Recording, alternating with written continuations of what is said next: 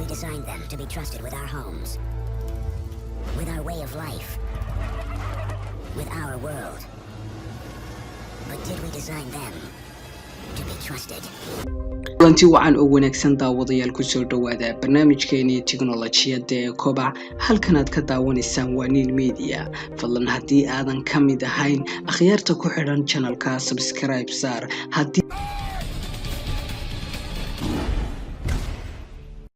Bola waraab waa mid ka mid ah qalabada tiknoolajiyada casriga ah ee soo kordhisay qalabkan yar ayaa booliiska ka caawin doona qabashada shakhsiga carqaladaynaya amniga iyadoon wax dhibaato ah loo geysan.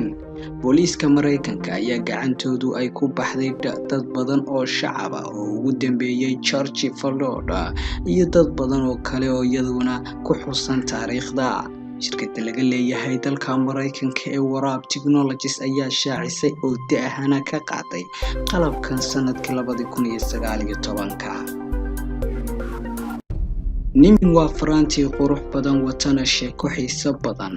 faraantigan ayaa ku saamaxaya markaad xaalad cabsi bartanka uga jirtid inaad qaraabadaada iyo dhammaan asxaabtaada ogeysiiso meesha aad ku sugan tahay. taasoo kaaga baahan kaliya inaad riixdo buttonka faraantiga 3 ilaa 4 jeer. faraantigan ayaa wata application yar kaasoo aad iska diiwaangelinayso qaybna ka dhigayso qaraabadaada iyo asxaabtaada si aad ugu baaqdo markaad xaalad xun aragto. faraantigan ayaa ka kooban button iyo 3 god oo loogu talagalay in jaajarka laga siiyo. waa qalin marna waa qalab aad naftaada ku difaaci kartid. shirkadda Atomic Bear ee laga leeyahay dalka Mareykanka ayaa farsamaysay qalinkan dhowrka shaqo qaban kara. dalka Mareykanka ayaa isagu dal aanay mamnuuc shacabka ka ahayn. taasina waxa ay sababtay in uu qof walba naftiisa mas'uul ka noqdo amnigeeda.